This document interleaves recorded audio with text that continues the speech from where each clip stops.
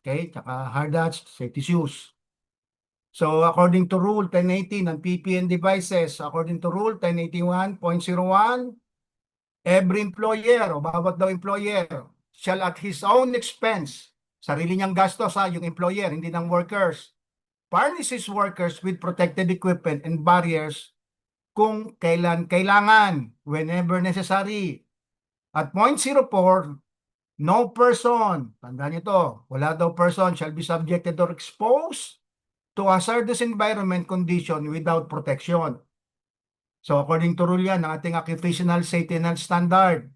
Okay? Under Rule 1082, unang-una yung protected equipment including eyes, face, head, and extremities, protected clothing, respiratory devices, and protective shields and barriers shall be provided. Gamitin, binigay sa'yo, gamitin mo, and maintain. So may kasama pang maintain in a sanitary and reliable condition wherever is necessary, kung kailangan.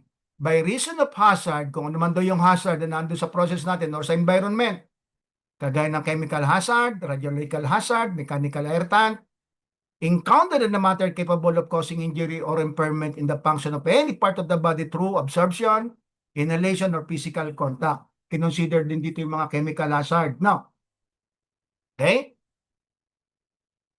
Ano pa? Sabi nga sa atin, dapat pinuprovide. Ang magpuprovide, hindi yung tao, kundi yung employer. Tandaan niyo yan, ha?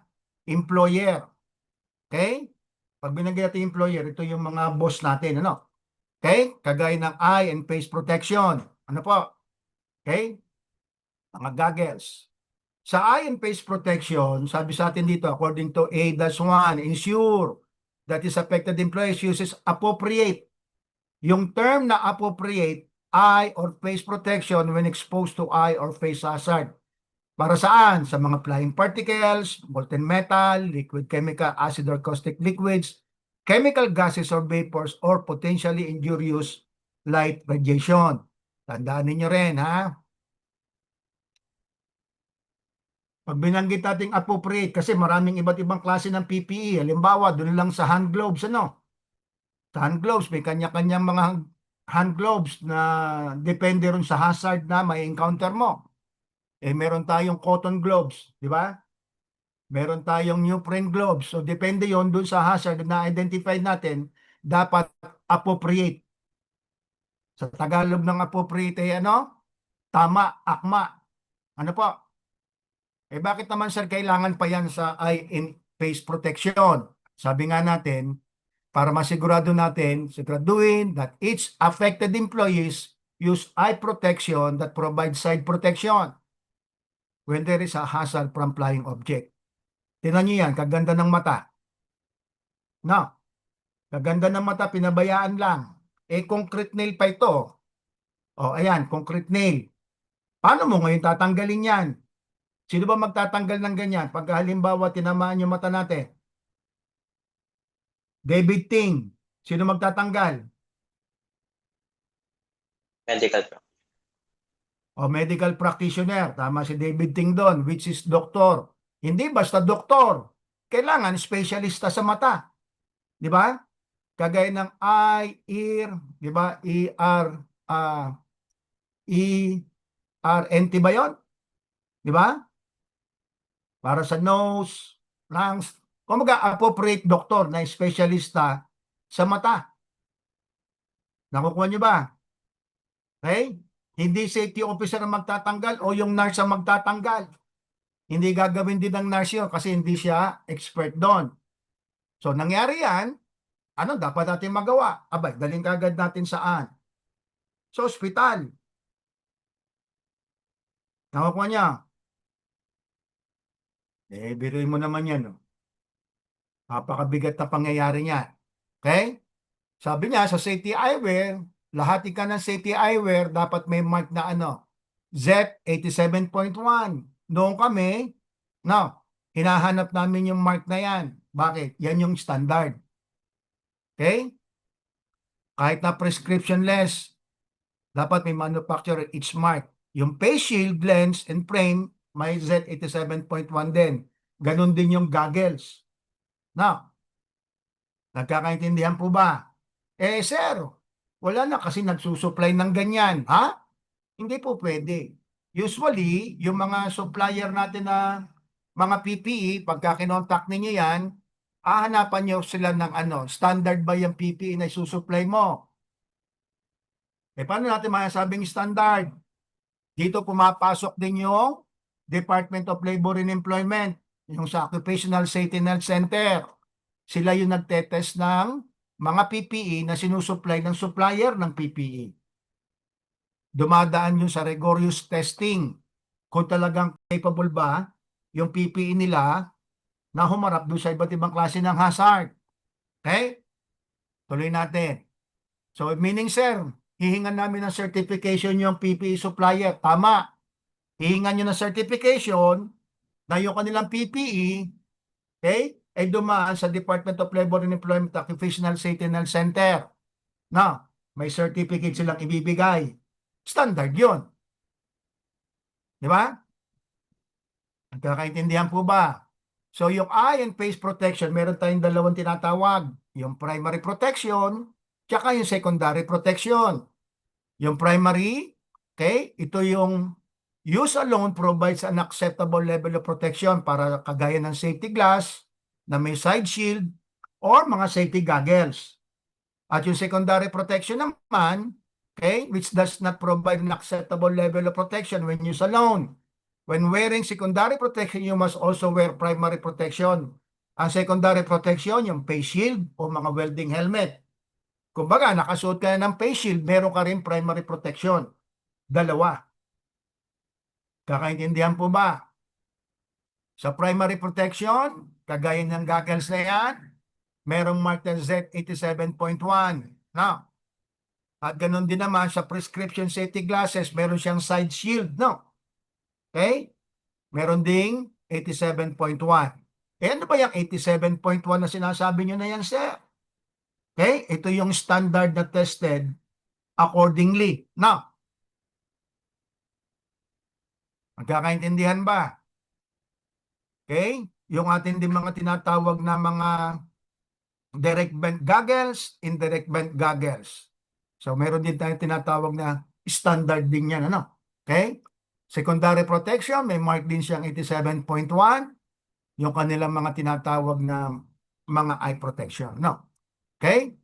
So, hand and arm protection. O baka may tanong muna kayo doon sa ating eye protection. May tanong ba kayo? La? Okay, puntahan na naman natin yung hand and arm protection. Yung sa ano po, yung sa may mga salamin, Okay, Mario, sige. yung sa may mga salamin ho, Ah, ah, acceptable po ba yung side ano lang? Ito, yan yung prescription safety glasses. yes, Okay? So, meron siyang tinatawag na side shield, no? side Okay? shield. Acceptable Usually, po ba yun? oo, oo, protective na yan eh. Usually, ginagamit lang yan sa mga maliliit na ano, na activities mo. Hindi doon sa mga pang grinding o welding. So, kumbaga, kung ano yung mga activities, dapat appropriate yung tinatawag nating ano, eye protection. Ha, Maria? Ah, Eh, sir, oh, okay. glass ito ah. Baka ikaw pumutok yan. Usually, ang nagpo-provide niyan, halimbawa, may mga manufacturer din o supplier na design, okay? Na nakakapag-design ka na according dun sa grado ng mata mo.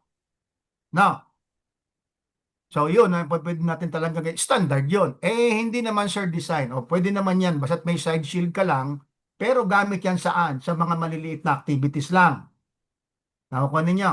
Maliliit na works. Kagaya nung halimbawa, ano kayo tawag doon? Nagkikikil. Na, kikikil mano-mano ha. Okay? Mga ganun yan. Ano? Side Mario? survey. Okay. Noted, sir. Okay. Sa hand and arm protection naman, lalo na itong mga pinch point area. Na, tapos yung mga naiipit ka ng kamay mo sa mga gear. Ilan na baga sa inyo yung tinamaan ng martilyo? o nagpapako ay tinamaan yung daliri, o si David, okay? Si Remark, di ba? Usually, minsan, nagpapako tayo, gumagamit tayo, it's a common work lang ikayan, sir, eh. Di naman tayo karpentero, pero yung karpentero, tinan mo, sanay din silang magpako, no? Pero na pupukpok pa rin yung kamay nila, di ba? So, most common type ng tinatawag natin na severe hand and finger injury, yan, yung mga na ganyan, mga naiipit. Yung mga machine guard, disabled or bypass, wala ikang machine guard. So, doon pumapasok yung kamay natin. Pero tandaan nyo, yung gloves, hindi mapoprotektahan yung kamay natin yan. Pagka ganito yung hazard natin. No? Di ba? Makakras ang kamay mo kahit anong klaseng gloves ang isuot mo dyan. Sir, meron bagang bakal na gloves? Wala nun. Kung robot ka, pwede. Di ba? Tapos anong klase ng metal ang suot-suot mo? So, pinakamainam, yung mga machine guards, paprotektahan ika yung kamay para hindi sumuot yung kamay doon o doon sa mga dangerous zone area. So, wag nating i-disable o bypass yung mga machine guard o tinatanggal kasi nga, hindi naman kaya ng hand gloves yung mga maring mangyaring injury sa atin. Dahil nga, syempre, may kakayahan din yung gloves. Okay? Ganon din yung mga naiipit yung kamay. Di ba? Bakit? Due to material handling. O, nagbubuhat ka ng mga box-box. Mabibigat. Doon, naiipit yung kamay mo. Malelesen pagka ganun lang, yung mga ipit lang, no? At yung mga pintuan, naiipit yung kamay natin doon. Ano dapat natin magawa kung ang pintuan ng presence of mind lang. Huwag mong ilagay yung kamay mo doon sa pwedeng maipit yung kamay. Ay sir, nalimutan ko eh. Hindi wala ka sa sarili mo noon. Pintuan lang yung kalaban mo. Nakakuha niya. Eh? Punctures. Bakit mapapunctures yung kamay mo? Sa mga drill press, mga nail gun, hand tools, metal or wood slivers, di ba? O mga chemical burns, kagaya ng acids, di ba? Caustics, cleaning chemicals, di ba? O ayan yung symbol ng ng hazardous symbol ng chemicals. Ayon na rin to sa GSS, sa Globally Harmonized System, o itong symbol na to. Di ba? So, maaari ka magkaroon ng chemical burns. Anong gagamitin natin dyan, sir? O anyone, anong gagamitin nating gloves para maprotektahan naman doon sa mga chemical burns? Anyone? Anyone? Pwede sumagot. Plastic gloves, sir. Plastic? Rubber gloves. O Yan. pwede rin ng rubber gloves. Diba? Ano pa?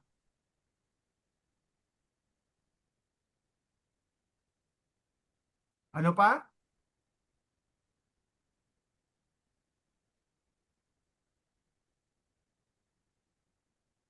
So, yung mga tinatawag dito, mainam din yung mga neoprene, Neoprene gloves, no? Okay, puntahan naman natin yung thermal burns. Kagaya limbawa ng welding and cutting. Diba? Kasi init yun. Mga steam operation, molten metal, ovens. Di ba? So usually, sa mga thermal burns, may init, kumbaga. Ano dapat natin magamit yan? Anyone? Leather po. Ano na? Ano tawag dito? Leather gloves. Pwede rin yung leather gloves. Okay? Welding gloves po. Welding gloves. O, kung sakaling ikaw ay nagwe-welding or cutting. Di ba? So, kaya nga sabi ko, may kanya-kanyang gloves, appropriate gloves, kung ano man yung activity mo. Kakaintindihan tayo ron. Puntahan naman natin yung tinatawag na personal fall arrest system. O yung tinatawag tayong body harness, full body harness.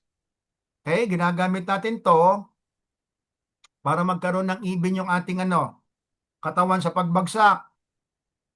So, a full body harness stops sa fall. Ma-arrest yung pagbagsak mo. Okay? At ma-minimize yung force ng fall sa iyong katawan.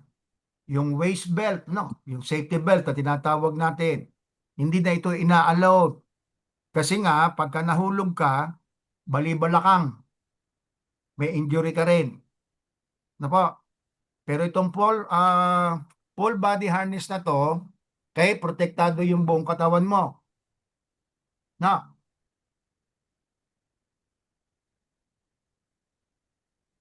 nakaintindihan ba?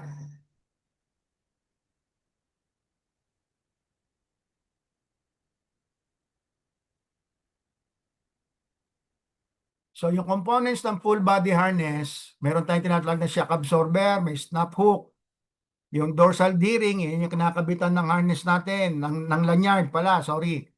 At yung shoulder strap, chest strap, leg strap, no, yan ang components niya. Okay? Ngayon, bago tayo magsuot yan actually, so pina-inspect natin to. Sino baga ang huling mag-inspect ng full body harness? Anyone?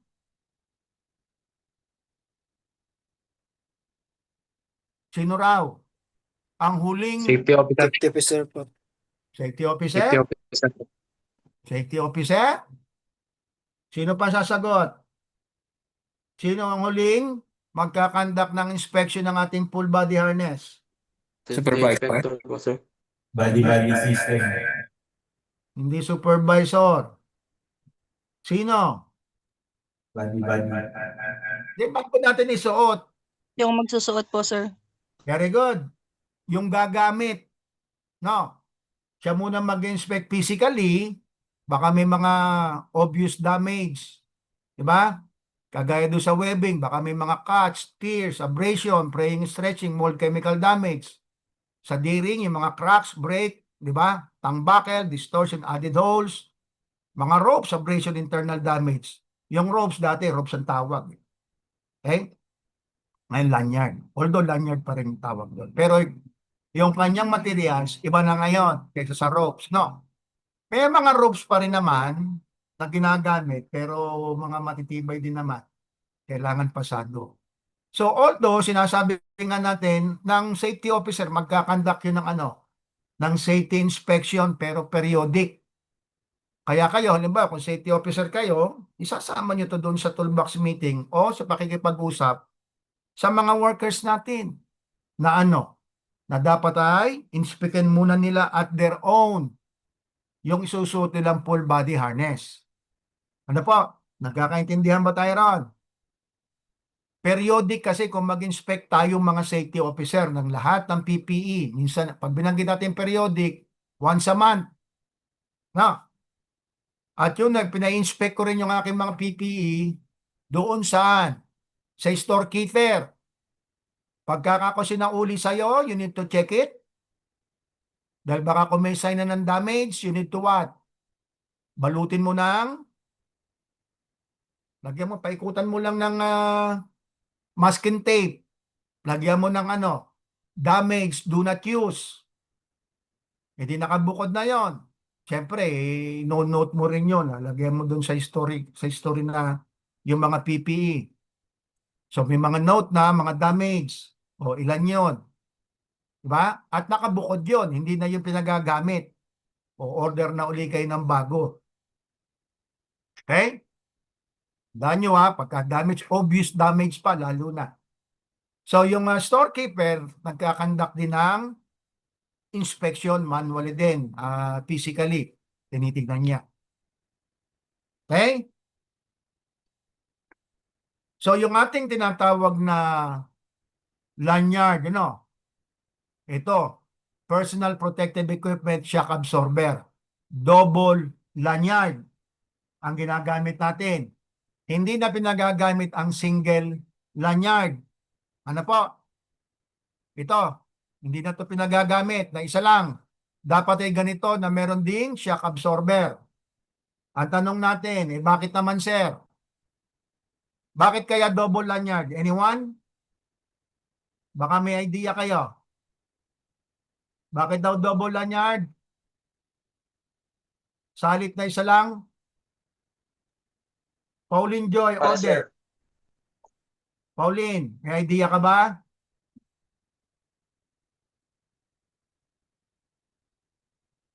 O sige, para ano? para sir kapag magkakabit lang isang may safety ano po. Ilakas mo nga, David. Putol-putol ay. Para sir kapag magkakabit pa ng yung isang hook po, may safety ano pa rin. May ano? Tuloy mo. Ano? Kapag ikakabit mo yung isang hook, hindi ka pa rin kapag nahulog ka doon, hindi ka pa rin mahulog kasi nakakabit yung may isa ka pang may secondary hook ka pa na nakakabit sa isa. Naintindihan niyo ba si David? Okay? Pag naandun kayo sa taas, nakakabit yung dalawang harness ninyo. Ngayon, lilipat ka. Lilipat ka ng lugar. Tatanggalin mo muna yung isa, ikakabit mo ron sa kabila. Pagkatapos, tatanggalin mo yung dati. Kabit mo ulit doon. Anong tawag doon? Ang tawag doon, take note, ang tawag doon ay 100% tie-off. Yun ang term doon. Nagkakaintindihan? Walang pagkakataon na hindi ka nakahook while you are working at heights. Baka nakikinig lang kayo, hindi nyo ninonote yung mga naririnig ninyo. Okay, ako sinasama ko sa interview yan. Pagka nag-interview ko tagan ng mga safety officer tsaka supervisor. Ano pagkakaintindi mo bakit dalawa ikakaw yung lanyard na kailangan pa? Pagka hindi nyo nasagot yun, hindi kayo safety officer. Nagse-safety officer, officeran lang kayo. Natandaan nyo. Ay, sinabi nga pala ni Sir Balto Sir, 100% tayo po. Ang ibig po sabihin, pagka nag-double lanyard tayo, walang pagkakataon na hindi ka nakahook. Kung sakaling lilipat ka ng ibang pwesto. So, nagkakaintindihan tayo ron. Okay? Ngayon, paano ba yung pagsusuot ka, sir, ng lanyard? Ng full body harness? Okay? Sabi niya rito, number 1, hawakan mo siya doon sa pinakadiring niya. Okay? Yung diring, hawakan mo. Okay? Nakatayo yun. Then, isuot mo yung kanan mo, kaliwa, saka mo i-buckle. Okay? Then, isunod mo yung sa leg strap, kaliwa, kanan. Okay? Ganon din siguraduhin mo yung ating mga buckle na hindi nakatupi. Dapat talaga siya. Tapos hawakan mo yung ating D-ring nasa likod. At isuot mo yung kamay mo, yung palm mo, yung palad, doon sa magkabilang hita mo. Kung ito'y sumusuot, hindi maluwag, hindi mahigpit, dapat. Sakto lang. Para masigurado mo na hindi mahigpit o hindi maluwag, umupo ka. Tama-tama lang nakakaupo ka. Magkakaintindihan tayo ron. May tanong ba kayo sa full body harness?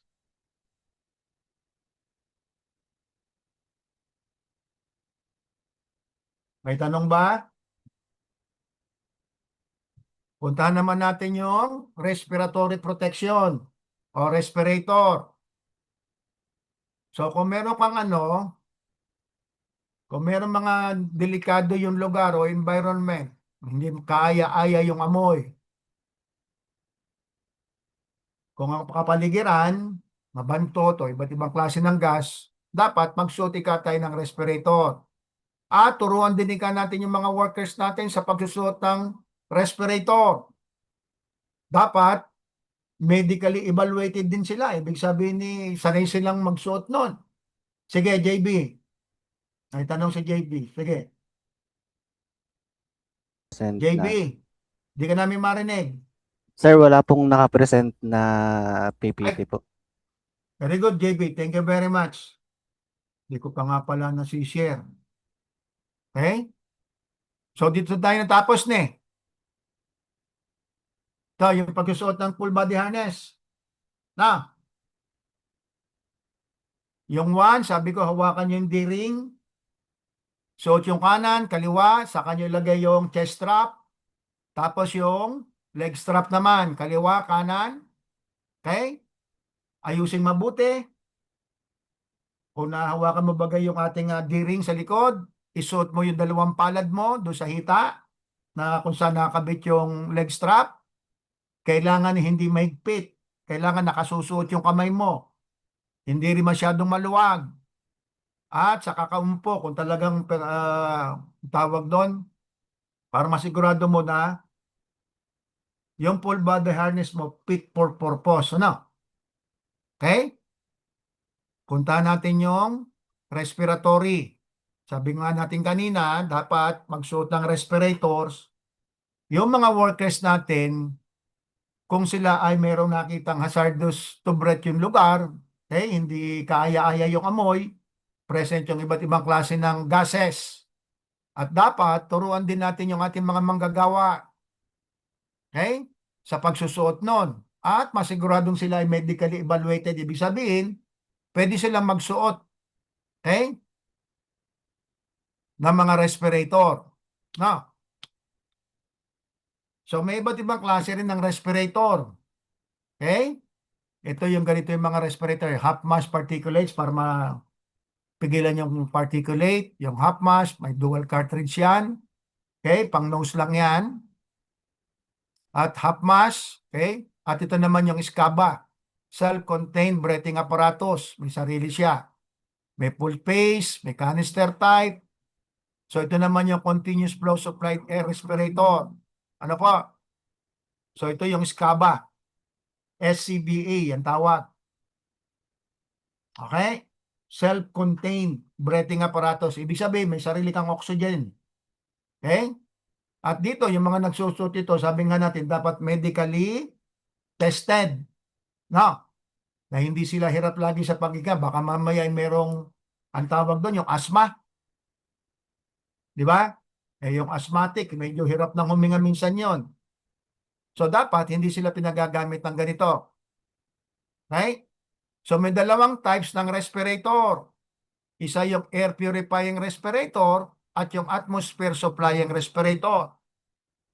Yung respirator na air purifying filter lang, may cartridge yun o kaya canister. Nare-remove dito yung mga contaminants doon sa hangin, dumadaan doon sa purifying components, at making it acceptable to breathe normally. Yung mga kagaya lang simple na air purifying, yung mga dust mask, no? Sa atmosphere, supplying respirator naman, may component ikato, nakakapag-provide doon sa gagamit ng breathable air na hindi taken doon sa ambient atmosphere. Kumbaga may sarili. Dalawang types ikato, isang atmosphere supplying respirator, supplied air respirator ang tawag o SARS. Meron siyang bukod na makina, nakasuot lang sa iyo yung pinaka-host. At yung isa, ito nga yung self-contained breathing apparatus o SCABA units. Nagkakaintindihan ba tayo rito?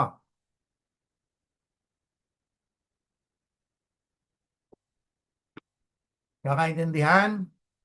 Babalikan natin yung supplied air respirator o SARS. Ito yon. Ito. Continued flow supplied air. No? Nakabukod yung oxygen na maker niya. Naka-host lang yon. Nakapasok doon saan? Sa taong gagamit. No? Ito naman yung pangalawa, yung SCABA. May tanong ba kayo? Hello? Mga busy yata kayo May tanong ba? Wala po, sir. Wala po. Yes, sir. Sige. Puntahan naman natin yung head protection natin. Yung tinatawag nating helmet. Bakit daw kailangan na importante na maprotektahan natin yung ating ulo? Eh sabi dito, delicate part ng human body kato yung ulo natin. Di ba? At pagka ikaw na-injured yan sa ulo natin, very serious yan. Bakit nga? Aba, minsan nakala mo, tumama lang sa ulo mo, pak, nagkabukol ka. Naku, nabukulan ni Kako, sakit. Di ba? Eh, hanggang bukol lang baga yun. Nagiging ano yon, minsan nabubuo yung dugo. Hindi matanggal. Kailangan pang pakoperahan. Ay, dapat ipa-check up kagad natin dahil ulo yan. Di ba?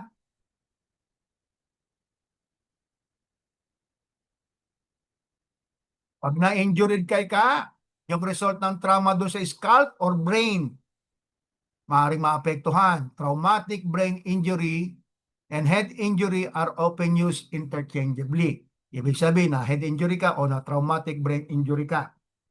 Ano? So, ganyan ka-importante. So, sa head protection, sabi natin,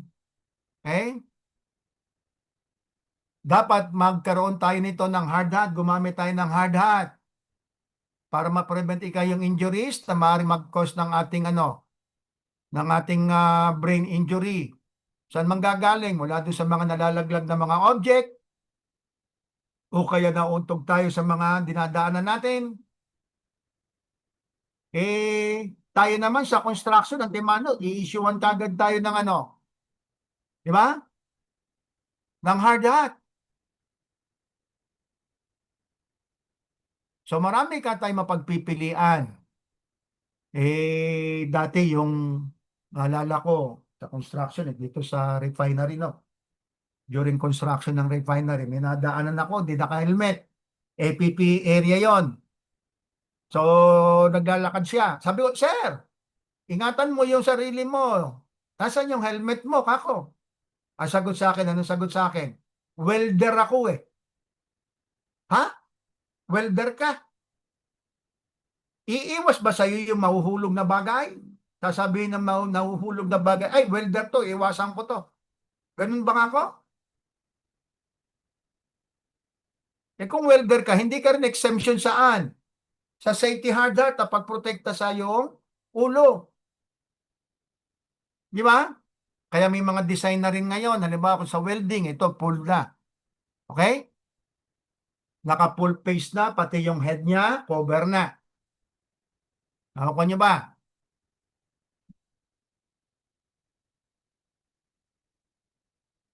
Puntahan natin yung alin. Yung head protection. Generally, sabi niya, siguraduhin natin na bawat affected employee, nakasuot ka ng protective helmet.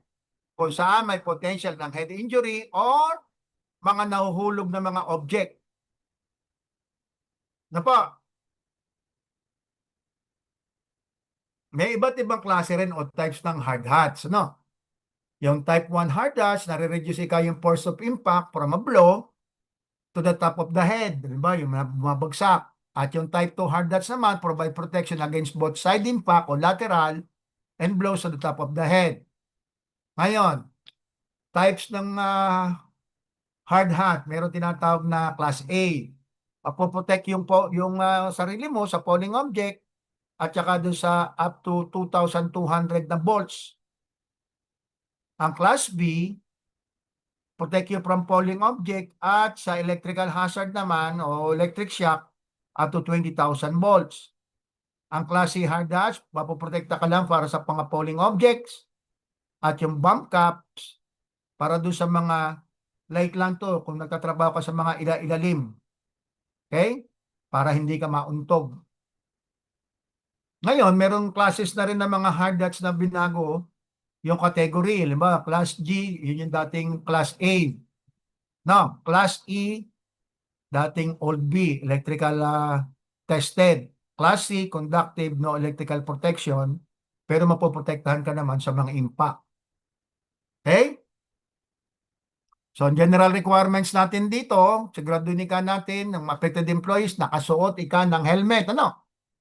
Designed to reduce electrical shock kung mayroong mga electrical conductor doon. Usually, sa mga electrical, sa power plant, usually, yan ang pinagagamit namin. Okay? Ito pa, sinasabi ko, criteria for protective helmets shall comply with ANSI Z89.1 noong 1986 at yung vendor approved by Occupational Safety and Health Standard at nakapasa sa inyong company standard din. Yung mga hard hats, ano? Kakaintindihan po ba? Approved ng Occupational Safety and Health Center natin na unang Department of Labor and Employment. May katanungan ba kayo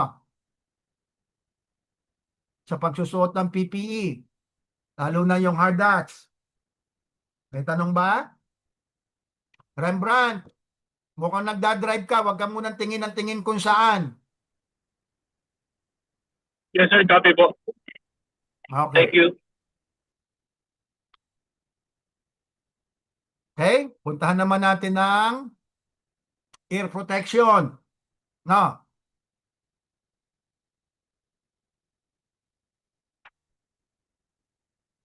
So, sa tinatawag nating air protection na PPE, meron tayong iba't ibang klase ng air protection. Yung continued exposure to high noise, kung nandun ka, maaari mag-resulta ka to ng impaired hearing or complete hearing loss. Mabibingi ka. Yung earplug, use must complete with the ear canal. Paano pagsusuot ng earplug? Okay? O, hugasan muna kayong kamay. No? Tapos, iaangat mo yung ibabaw ng tainga mo para mag-open siya. Doon mo isasaksak yung earplug mo. Ano po? Ganun ang pagkakabit. Sa earplug, meron tayong iba't ibang klase ng design. May 33 NRR, 30, 32, 27, 23, 29, 31 NRR. Okay? Ano ba yung NRR, sir? Noise Reduction Rating ang tawag doon. So meron din tayong tawag ng mga yung ating mga earplug usually mga disposable. Okay? Pag nagamit mo na ngayong araw na to, huwag mo nang gamitin pa, lalo na kung madumi yung environment mo. So yung iba naman may nakakonekta dun sa cord, no? May mga cord connected. Yan, to. May mga cord. No?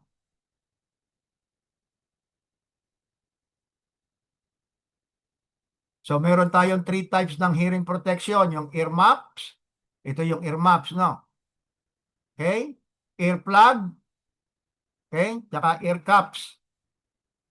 Okay? Yan nga yun. So, effect ba ng exposure na to loud noise? Ano ba yung epekto nun, sir, sa amin? Sabi niya rito, pag na-expose ka sa loud noise, maaari ka magkaroon ka ng hearing loss over time. So, depende rin sa exposure mo. Kung 8 oras ka nagtatrabaho at ganun kaingay, at hindi mo pinotektahan yung tainga mo, okay, maaari ka magkaroon ng hearing loss. Now, yung loud noise, madidestroy ka yung nerve sa inner ear. At makakarinig ka ng mga tinnitus o permanent hearing ringing in the ear. Parang ganon. Paano ko madedetermine kung malakas na nga, sir, yung sounds level o noise level dun sa kapaligiran namin?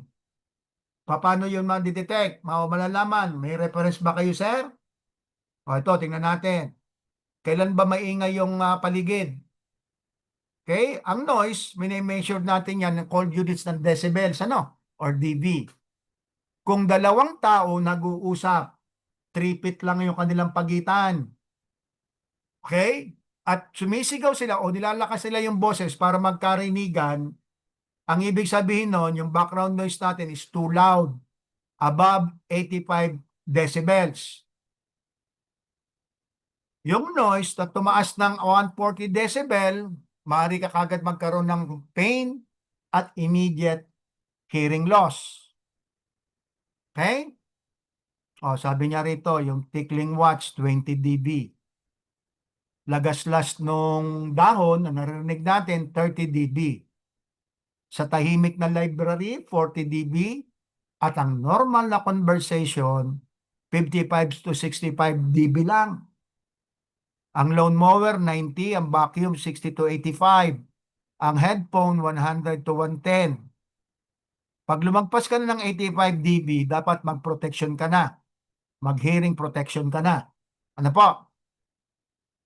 At 140 instant damage. Nakukuha nyo ba? O ngayon, sabi natin, sir, ano ba yung pinakamainam na daily allowable exposure. Okay? Time ng noise. So, sabi niya ito, may table tayo ha. So, ito, tawag din dito PNE. Permissible noise exposure. Kung ilang oras ka lang ma-expose, pagka yung noise level ay ganito. Okay? The table below show noise levels and how long a person can be exposed without hearing protection before there is a damage to the ear. Pagka 85 dB, pwede ka pa ma-expose dyan hanggang 8 hours. Ano po? Pagka 90 decibels, ang exposure mo dapat hanggang 4 hours lang. Pagka 100 decibel, 1 hours lang. 105, 30 minutes. 110 decibels, 15 minutes. 115 decibels, dapat 0 minute. Umabab pa dyan, dapat hindi ka na ma-expose. Nakuha nyo? Ito yung walang protection ha. Walang protection to. So, yan yung tinatawag na ng permissible noise exposure. Nakukuha nyo ba? Ngayon, sabi natin yung NRR o Noise Reduction Rating. Rate, ano? Okay? 34 decibels when used as directed. Ito yung nababawas, ano? Na noise pagka may suot kang protective equipment. No, lalo na yung ganitong ear muff. So, yung earplug, sabi sa atin, dapat ang preferred natin yung may noise reduction rating na 20 to 30 dB. Ear muffs, 15 to 30, double hearing protection, ayan. Used for level over 150 dB. Pagka mataas na. So, yung noise reduction rating is an approximate decibel reduction provided by the protector in lab condition. Subcontract ng 7 dB for approximate real-world attenuation.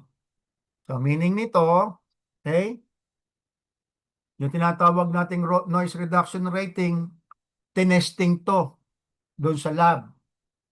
Okay? So, bawasan mo pa ka ng 7 dB para maging real-world attenuation, madidinig ka natin. Okay? So, yung cotton cloth, hindi advisable yon o kaya yung mga bulak, no? Hindi po pwede yun na maging protection. Ala rin yun. Puntahan natin yung safety shoes. Okay? So, only use non-conductive safety shoes where a chance of electrocution exists. So, ibig sabihin, kung ikaw ay electrician, exposed ka sa mga live wires, dapat non-conductive ang susot mo. Now, kung kinakailangan to handle or come close to live wires, essentially kung gumagamit ka ng proper insulating PP to protect workers from contact with the hazardous electrical energy. No? So, sa safety shoes pa lang, dapat hindi raw non-conductive. Okay? Kung mga electrical ang trabaho mo. Okay? So, yung mga impact naman, kaya kailangan natin ng safety shoes para maprotektahan tayo sa mga impact o yung mga pagbumabagsak sa atin, yung mga bagay. Sa compression, mga cuts of puncture, sa chemical, sa temperature. Sa impact, yung mga loading or handling materials, kagaya ng mga package, equipment, or mga heavy object na maaaring malaglag habang buhat-buhat mo. Di ba? Sa compression naman, yung mga activities involving what? Mga vehicles, manual, material handling, o mga carts.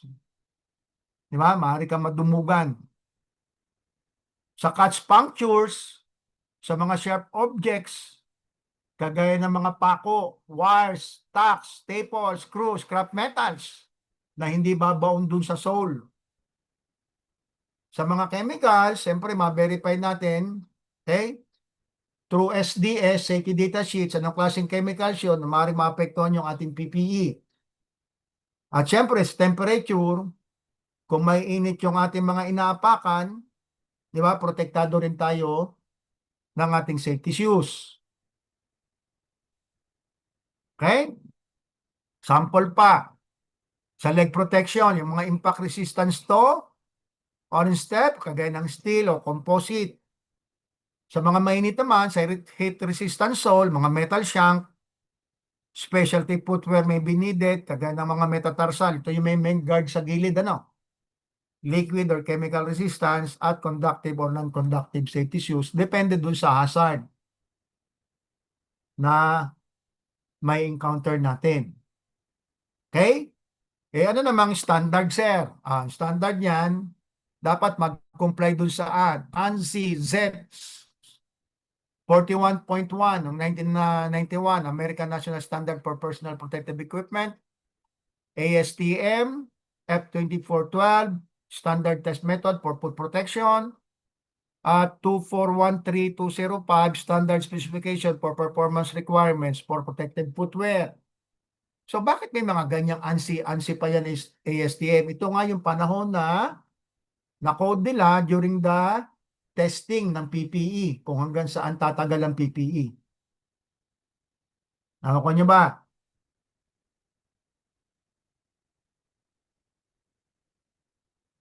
So meron tayong mga standard na binabanggit. Okay? O sa chemical protective clothing naman. So may iba't iba rin tayong ginagamit. No? Na protection depende ron sa exposure natin sa hazard. Nakuha niya? So ito, tingnan nyo, meron tinatawag na full body suit, no? Okay? At itong mga 3M type na kung sumusuot ka sa mga maluduming lugar, pero ito disposable to, no? Okay? So may mga special protective clothing din, mga gamit ito, lalo na sa mga nagtatrabaho sa mga petrochemical plant, refinery, diba, power plant, sa mga control system. Sa mga control system naman, pumunta rin sa control, ay mga naka-anti-static clothing, no? Okay? Ibig sabihin nito, sa anti-static na to, pag suot mo to, wala kang daladalang kuryente sa katawan mo o sa suot mo. Okay? Na maaaring makasira doon sa electronic system natin sa control room. So body protection, kagaya na protective clothing, so may iba't ibang klase. Depende ron sa hazard. Nakuha niya. So meron din tayong type ng body protection na ini-introduce yung EPA, Environmental Protection Agency. Okay? Ines, Tambiga. Ines.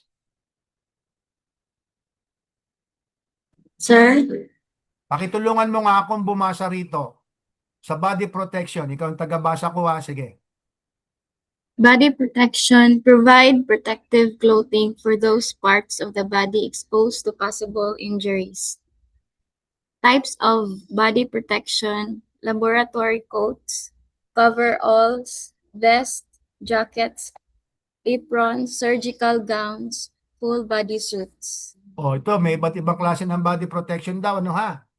Kagaya nga ng binasa ni Ines. Iba't ibang klase. Okay? Sa body protection, pakituloy mo nga Ines.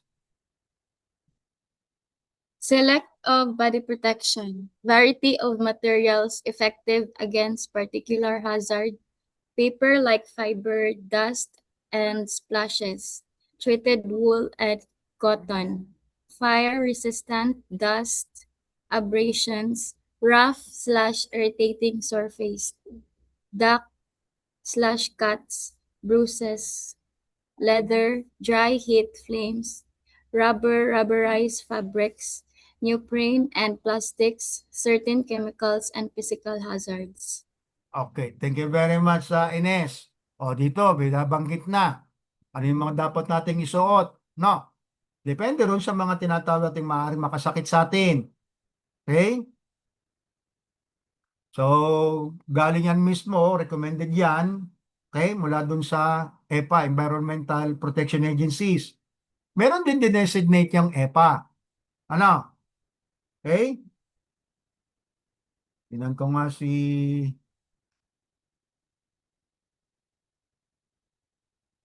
Bea Chongson.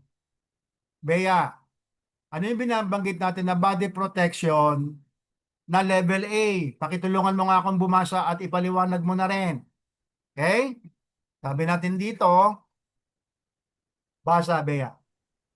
Body protection. Protective clothing is required for HAZWOPER activities. Hazardous, ang HAZWOPER, hazardous work operability yon. Okay? O sige, tuloy, Bea. EPAS levels of PPE. Level A provides highest level of protection required when greatest potential for exposure exists and greatest level of skin, respiratory, and eye protection is required. Examples are positive pressure, full face piece, SCBA, or positive pressure supplied air respirator with escape SCBA, totally encapsulated chemical and vapor protective suit, inner and outer chemical resistant gloves, disposable protective suit, gloves, and boots. It exclaims na dapat sir ang gamiton sa amoning PPE is ma-expose ka bala sir sa mga chemicals nga maka-affect sa imong eyes, respiratory, sa skin, or nga dapat amo gining gamiton mga PPE sir nga level.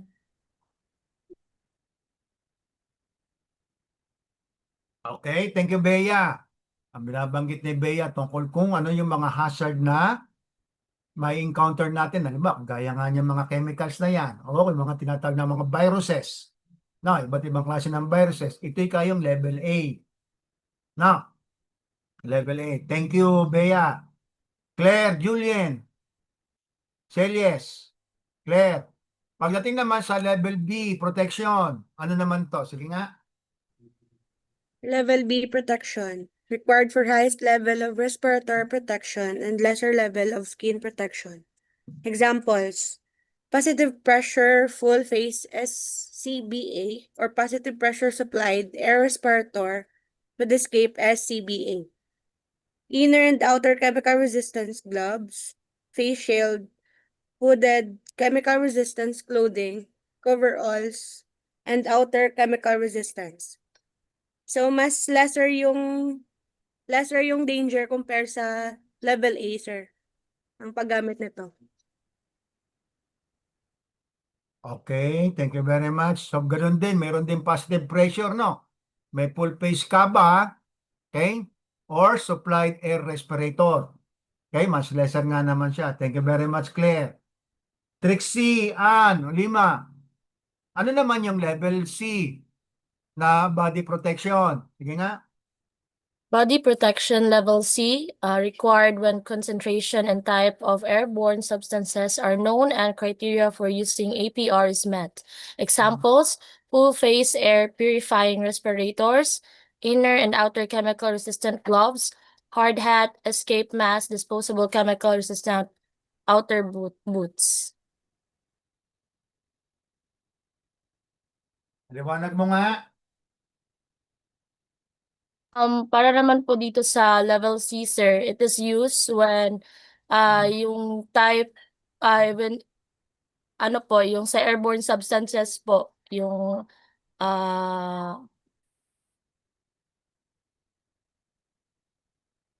sir, kapag airborne po yung ano niya. So dapat level C po yung ginagamit na body protection, sir.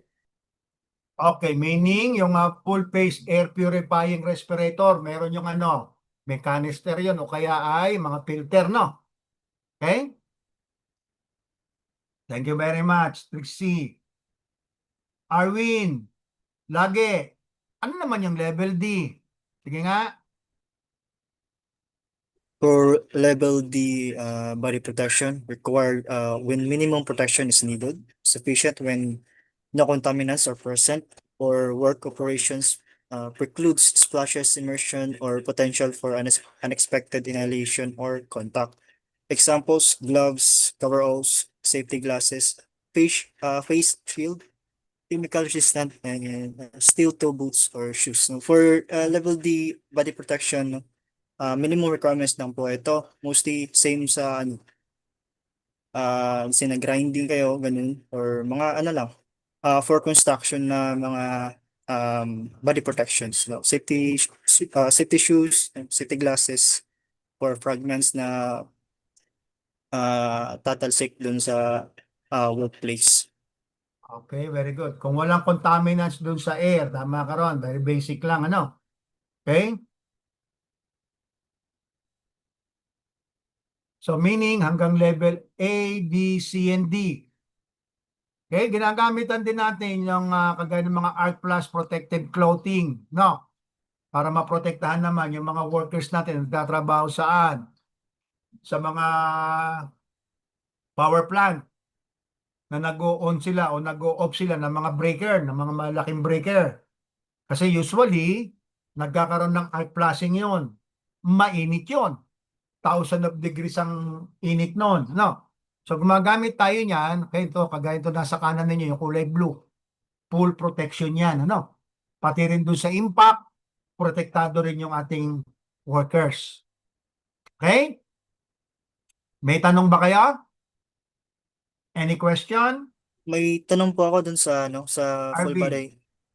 Dun po sa sa full body protection dun sa level 8. Level A. Napag-usapan po natin yung level 8 at sa B. Napag-usapan natin na kailangan natin mag suot ng full body protection, no, para sa mga lalo na sa chemical or exposed sa hazardous na chemicals.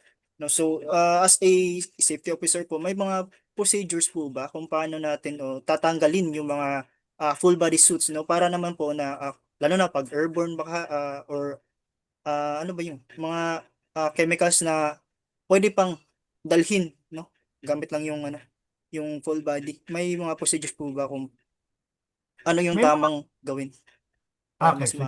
Sige, Erwin, tapusin mo muna ang question mo.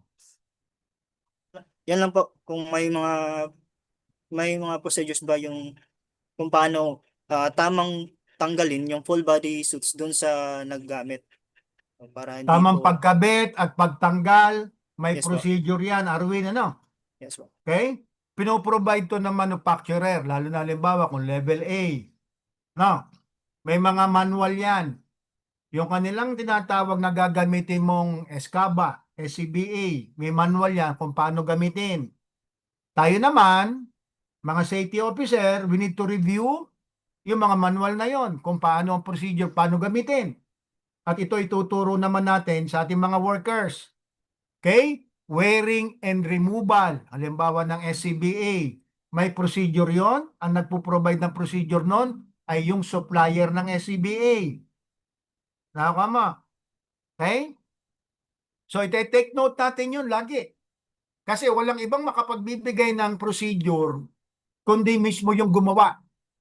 Yung manufacturer. Nakukuha nyo ba? Kaya every PPE natin, hahanapan nyo ng manual. Andun din, tinuturo kung paano i-care, iingatan yung mga PPE natin. Nakukuha nyo ba? Ngayon, sir, yung mga basic na gloves lang. Gloves lang naman. Dali lang naman isuot nun. Okay? So, yung ba mga tinatawag nating mga sophisticated na body protection, okay? Meron yung manual.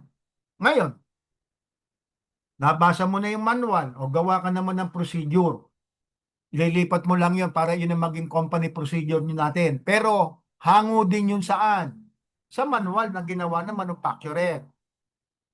Nakukuha mo ba, Arwin? Yes sir, thank you sir. Oo. So, walang ibang pinaka-the best na procedure doon sa ating PPE kundi ang gumawa, yung nag-manufacture ng PPE. Walang iniwan yan doon sa mga chemicals. Meron tayong hinihingi sa kanilang manual o procedure sa pamamagitan ng ano yon? Nung diniscuss sa inyo yung chemical, ano yung hinihingi natin na manual? SDS, di ba? Safety data sheets. So, andun yung procedure kung sino yung gumawa ng chemicals na yon, paano dapat gamitin, anong dapat ang maging precautionary measure, ganun din ang mga SCBA na ino-order natin. So, ganun lang po yun, ano? Hindi gaano complicated yon. Once nanguha ka ng, umorder ka ng mga PPE, lalo na mga sophisticated PPE, kagaya nga ng SCABA, air purifying respirator, meron niyang procedure, meron niyang kasamang manual. Andun ang procedure kung paano gamitin, kung paano isuot, kung ito man ay sinusuot, at kung paano tanggalin, at kung paano ang pagkikare o paglilinis doon sa PPE na yon. Okay, Arwin. O, sino pa may tanong? Sige. Good question yung kay Arwin na yun, ha? Good question yun. Ano pa? Ano sir, meron akong tanong tungkol sa level B at saka level C sir. Ano ang pinagkaiba nito? Dahil dito sa level B, sinasabi na para sa highest level of respiratory protection at saka lesser level of skin protection. Habang sa level C naman sir ay kung mayroong concentration at saka type of airborne substances, hindi ba pare-pareho lang sir ang pinaprotektan? O kaya binanggit natin level by level. Tingnan mo yung pagkakaiba doon sa example. Di ba? Tsaka depende rin sa hazard na binabanggit niya. Magsusuot ka nga ng SCBA. Ano ba? Bakit? Ano ba yung hazard? Di ba? Kung ang hazard ay mababa yung oxygen doon sa lugar ng work area mo. Okay? At meron kang gagawin na importante o kaya may i-rescue ka. Suot ka ng full face SCABA. SCBA, ibig ko sabihin. Okay? Okay. Or positive pressure supplied air respirator. Level A yan, ano? Okay? Level B, ganon din ka. Positive pressure full face SCABA or positive pressure supplied air respirator din. Okay? Lesser level of skin protection. So, skin protection naman, lesser ka naman. Kagaya na pwede ka magsuot ng inner outer chemical resistance glove, face shield, hooded chemical resistance clothing, coveralls. Ito, coveralls na lang ang binanggit. Pero dito sa level A, ang sabi niya sa level A is what? Totally encapsulated, Total inner full and outer protection chemical ng- resistance glove, tsaka yung mga disposable. So may pagkakaiba. Ano, kid nyo? Yes, sir. Paano ba i-pronounce yan? Sid Keno? O Sid Keno, yes. Sid Sid Keno, Keno po sir. silent T. So ganun yan, Yes, kaya sir. nga natin level, andun yung mga example. Okay? O, ano pang Yes, tanong? sir. Ano pang tanong? Thank you po, Anyone? sir. No worries. Jay. Jesse, Israel. Sige, go ahead, Jesse. Hmm.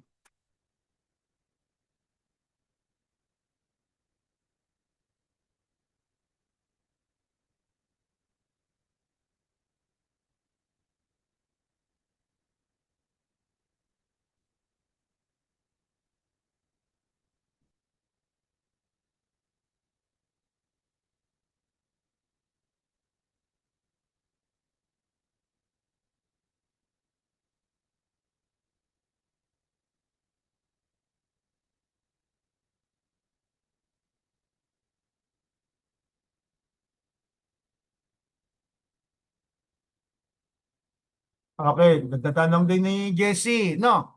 Sir, mga disposable yan. Bakit ba disposable yan? Siyempre, na-expose na yan doon sa hazardous environment. Hindi mo na pwedeng gamitin. Di ba? So, you need to treat that as what? Waste. Di ba? Pwede mong banggitin na hazardous waste na yan. Dahil na-expose ka nga doon sa sa kakaibang excuse me, ha?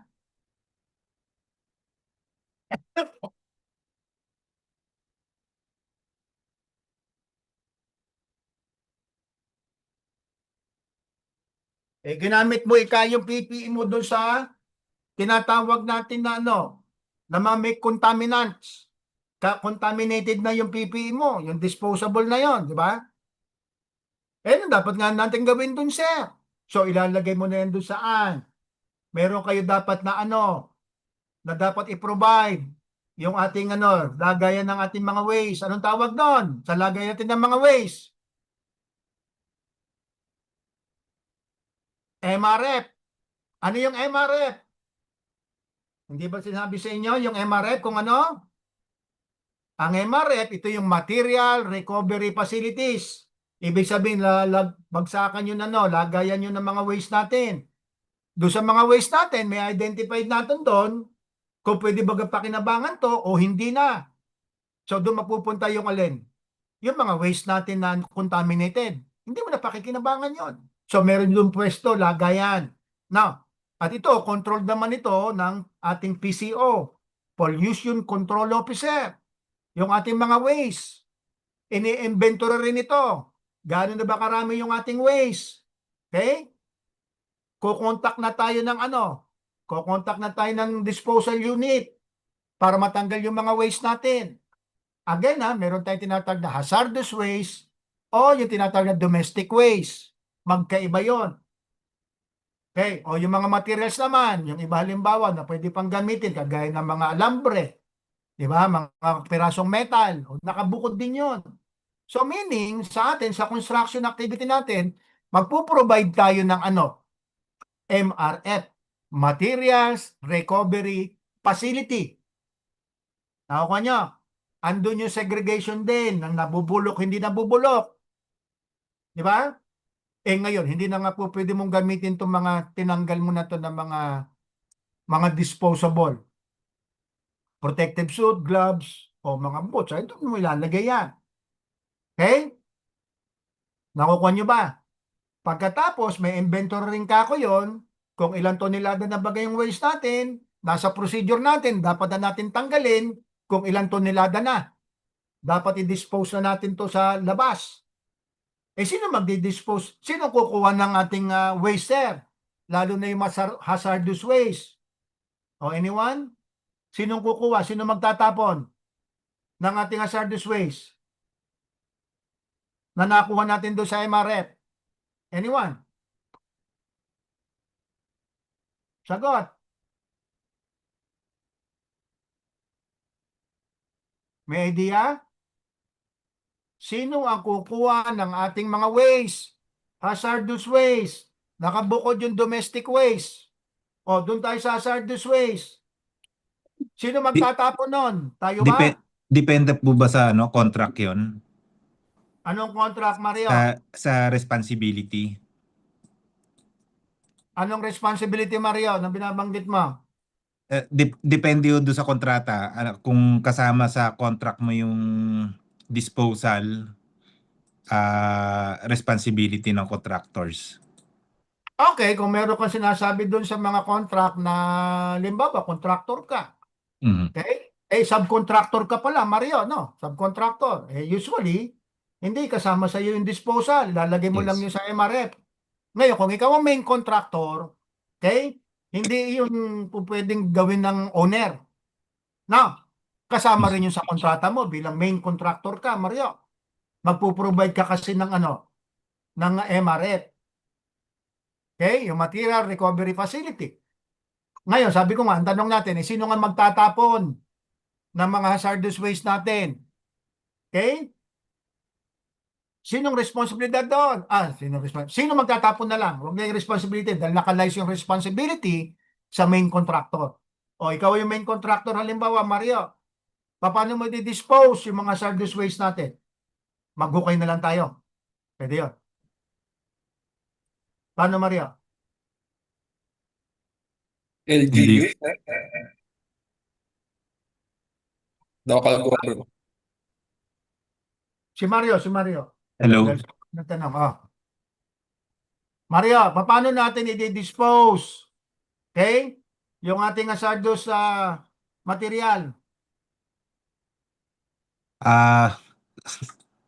Through the local government.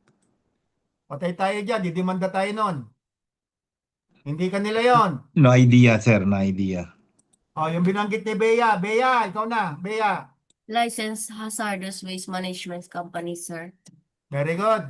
Okay. Sabi ni Bea, ito yung mga license, authorized, certified na mga waste disposer, lalo na yung mga hazardous waste. Sila yung mga specialized company o mga third-party company. Nakukontakin natin kung tayo main contractor, okay, na kailangan natin ng servisyo nila para makuha yung mga hazardous waste sa atin. Nakukuha nyo ba? May bayad yun. Siyempre. Specialized company yun eh. Nakukuha nyo ba? Okay? O, may tanong pang iba? Sige.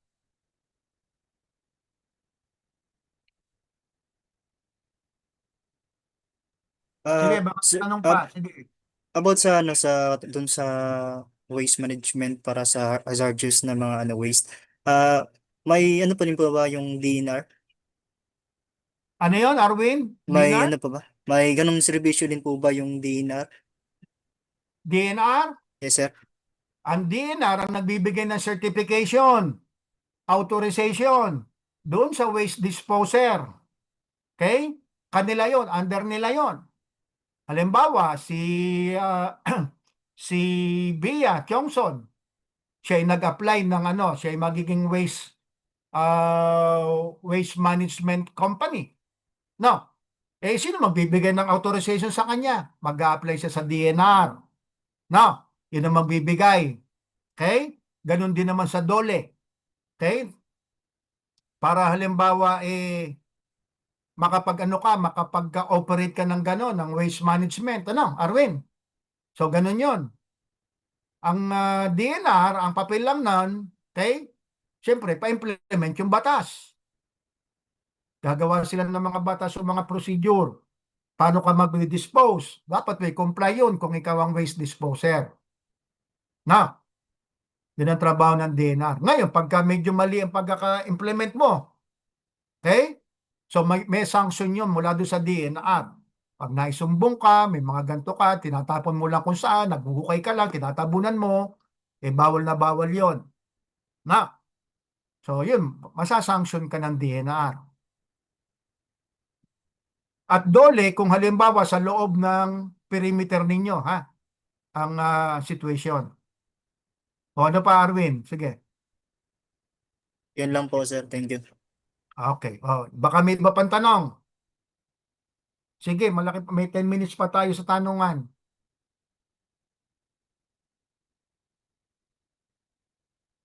Pwedeng itanong, diniscuss man o hindi. Sige.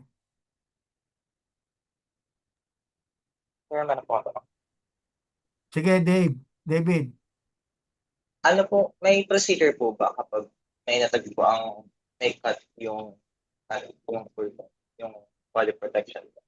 Ulit-ulit, may procedure ba ang? Kapag may natagpo ang may hiwa yung full body protection. Kung may natagpo ang hiwa or damage, May sabi mo sira. lang damage. Damage po. Damage or defective yung ating PPE, kahit ano pa. Anong procedure doon? Kung hindi na uubra yon, okay? Pa-verify nyo kay safety na ito ay damage na, hindi na to ubra para sabihin ni safety, o sige, balik mo doon sa storeroom, papalagyan yan ng damage, do not use. Ganun lang ang procedure nun. Palitan. Huwag nang gamitin yung damage. Ano, David? So, ganun lang ang procedure nun. Damage na Bakit gagamitin mo pa? So, palitan. Si safety naman, ganun ang gagawin. Tsaka magkakandak din kayo ng investigation. Bakit nasira to? Sadya bang sinira? O talagang kahinaan na ng PPE? May mga ganun Kasi kung sadyang sinira, may paglabag sa gamit yung mga workers natin. Siyempre, kikilos ang safety department. Sinisira nila yung ating PPE. Paglabag yun. O gagawa ng report, etc. Pare masanction yung gumawa o lumabag. Ngayon, kung by nature naman, naging defective na yung PPE, di ba? So, i-assess din ng safety officer, ilang buwan na ba namin to nagamit? O kung baga, yung may panahon kasi yan May nilalagay tayong panahon kung kailan mo lang pwedeng gamitin ng mga PPE mo. Nasa procedure nyo rin yan. Now, ngayon, sabi natin, bago lang to Bakit nasira ka agad o defective ka agad yung PPE namin? It's about time na magpalit ka, coordinate ka dun sa supplier mo. Yung PPE ninyo, hindi tumagal, defective ka agad. It's either na palitan nila yon o humanap ka na ng ibang supplier. Nakukuha mo yun, David. So, nakasama rin sa procedure yun. Pag-a-assess natin ng mga PPE.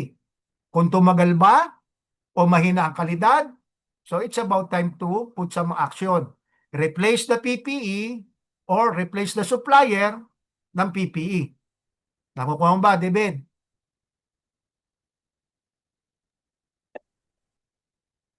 So may procedure din kayo noon. Kasama dapat sa procedure yon. PPE care. Disposable, anong tawag doon? Pamamahagi ng PPE, paglilinis ng PPE, pag-maintenance, okay? At pag-iimbestiga kung sakaling ang PPE mo ay mahina nga ba o talaga sinadyang sirain. Okay? Ano pang tanong?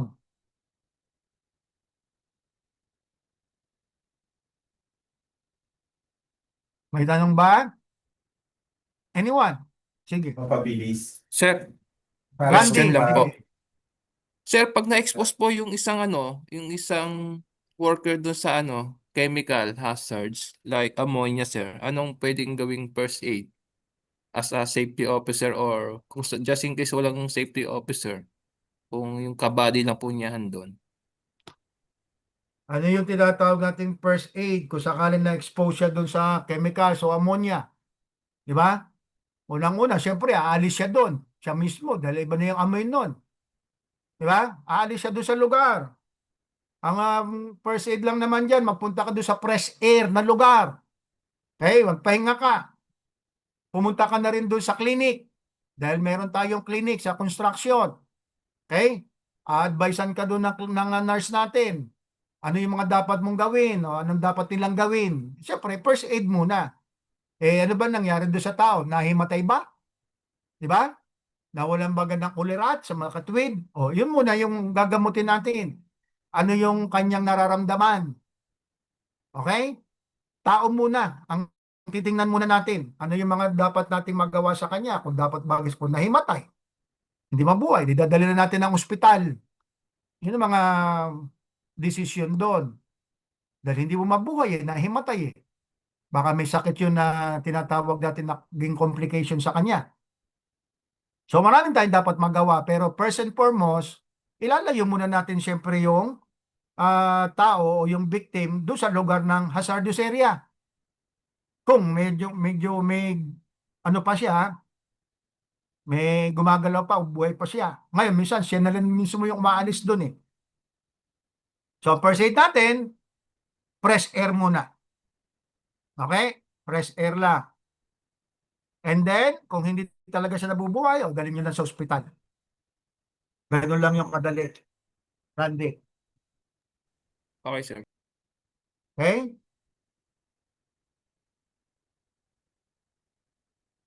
O ano pa?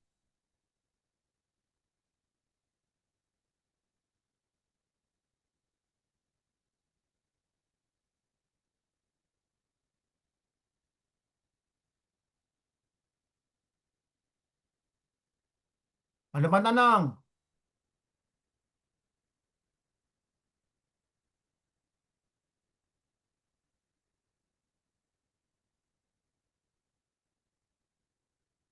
Leonelyn, Lanza, baka may tanong kaning.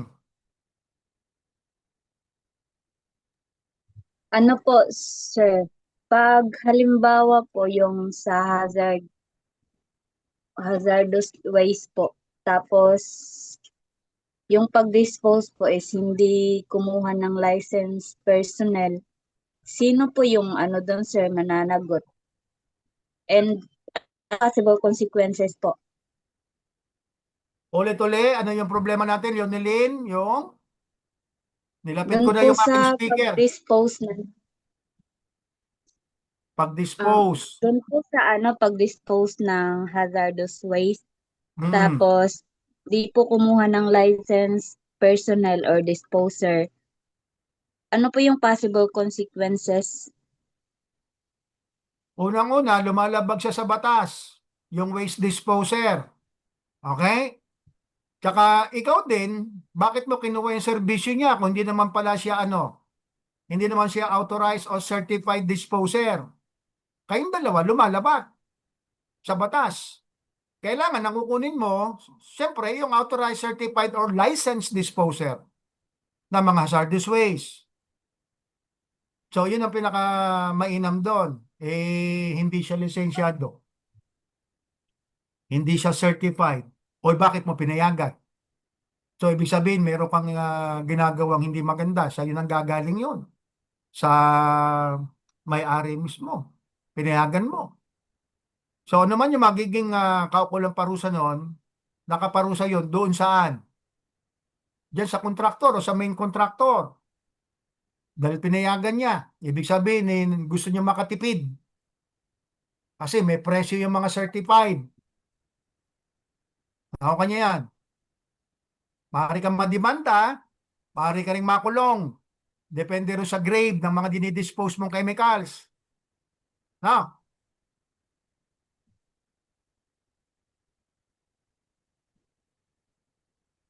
Ako kanya?